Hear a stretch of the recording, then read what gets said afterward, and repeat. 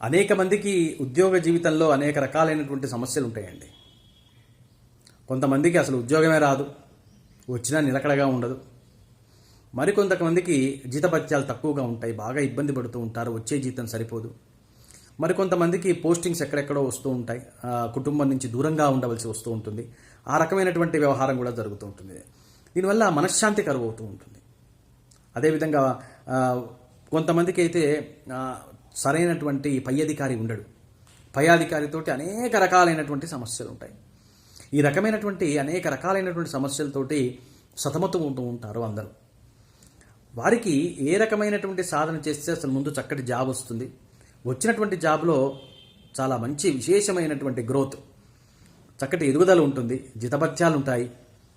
దానికి ఏ రకమైనటువంటి సాధన చేయాలి, ఏ దేవుని యొక్క అనుగ్రహం ఉండాలి, ఏ దేవుని యొక్క అనుగ్రహం ఉంటే మన జీవితం దినదినాభివృద్ధి చెందుతుంది, లేకపోతే మన పిల్లల యొక్క ఉద్యోగ జీవితాలు ఎప్పుడు భద్రంగా ఉంటాయి, ఏ దేవత యొక్క అనుగ్రహం పడితే భద్రంగా ఉంటాయి అంటే సూర్య భగవానుడి యొక్క అనుగ్రహం పడిన వాడికి ఉద్యోగ జీవితంలో ఉండేటటువంటి అన్ని రకాలైనటువంటి దోషాలు తీసేసేటటువంటి శక్తి కలిగి ఉంటాడు సూర్య భగవానుడు. అయితే ఏ రకమైనటువంటి సాధన చేయాలి? సూర్యాష్టకం అనేటటువంటిది అత్యంత శక్తివంతమైనటువంటి సూర్య సంబంధమైనటువంటి శ్లోకాలు కలిగి ఉంది. 8 శ్లోకాలు కలిగి ఉంది. దీన్ని శ్రీకృష్ణ పరమాత్మ యొక్క కొడుకు అయినటువంటి సాంబుడు తపస్సు చేస్తే శివుడు ఆ తపస్సుకు మెచ్చి ఆరోగ్యాన్ని ప్రసాదిస్తాను, నువ్వు ఒక పని చెయ్యి, ఈ సూర్యాష్టకం 8 శ్లోకాలు చదువుకోనన్నా అని ఉపదేశం చేశాడంటే సూర్యాష్టకం మానవులు రాసినటువంటిది కాదు, సాక్షాత్తు పరమేశ్వరుడు చెప్పినటువంటిది శ్రీకృష్ణ పరమాత్ముడి యొక్క కొడుకుకి. అంటే మనం ఎంత పవర్ఫుల్ అష్టకము చదువుతున్నామో మీకు ఈ పాటికే అర్థమై ఉంటుంది కదా. సూర్యాష్టకాన్ని తప్పక పారాయణ చేయండి. ఎప్పుడు పారాయణ చేయాలండి? ప్రతిరోజు చేయాలి, 6 గంటల నుంచి 7 గంటల మధ్యలో. సూర్యాష్టక పారాయణ ఎన్నిసార్లు చేయాలి? 9 సార్లు పారాయణ చేయవలసిందే. కొంతమంది 11 సార్లు చేసేవాళ్ళు ఉన్నారు. బాగా ఇబ్బందుల్లో ఉన్న వాళ్ళు 21 సార్లు చేస్తారు. ఎంత సాధన చేస్తే అంత అండి. ఇది మేము చేయలేమండి అంటే ఓం శ్రీ సూర్యనారాయణ స్వామినే నమః జపం రోజుకు 2 పూట్ల, పొద్దున్న 108 సార్లు, రాత్రి 108 సార్లు జపము చేస్తే మనకి పక్కకి పోని పాతకం అంటూ లేదు. జన్మాంతరాలలో తెలిసో తేలికో చేసినటువంటి అనేక విశేష పాపకర్మలకి ఈ రోజున మనిషి మనస్తాపం చెందుతూ రోగాల పాలయ్యి ఇబ్బందుల పాలవుతున్నాడు కదా. దాన్ని తీసేసేటటువంటి శక్తి ఎవరికి ఉంది అంటే జపానికి ఉన్నాడు అన్నారు. ఎన్ని పాతకాలైనా జపం తీసేస్తుంది.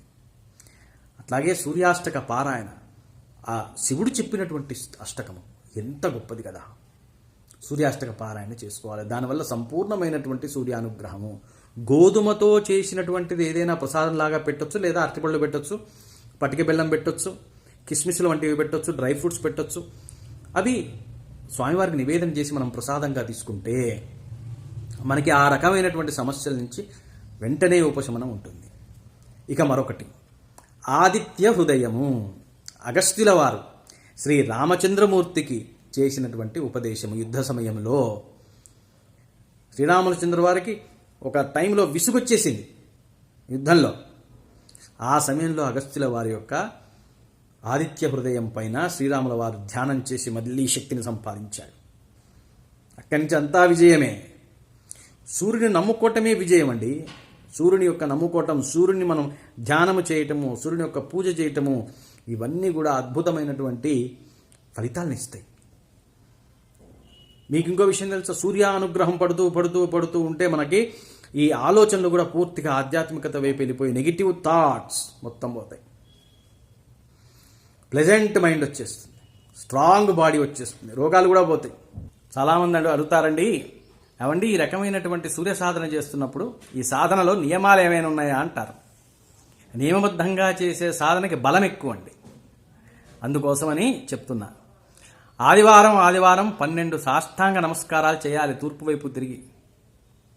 మగవాళ్ళైతే సాష్టాంగం చేస్తారు, స్త్రీలైతే మోకాళ్ళ మీద చేస్తారు. మద్యమాంసాల జోలికి పోకూడదండి ఆ రోజు.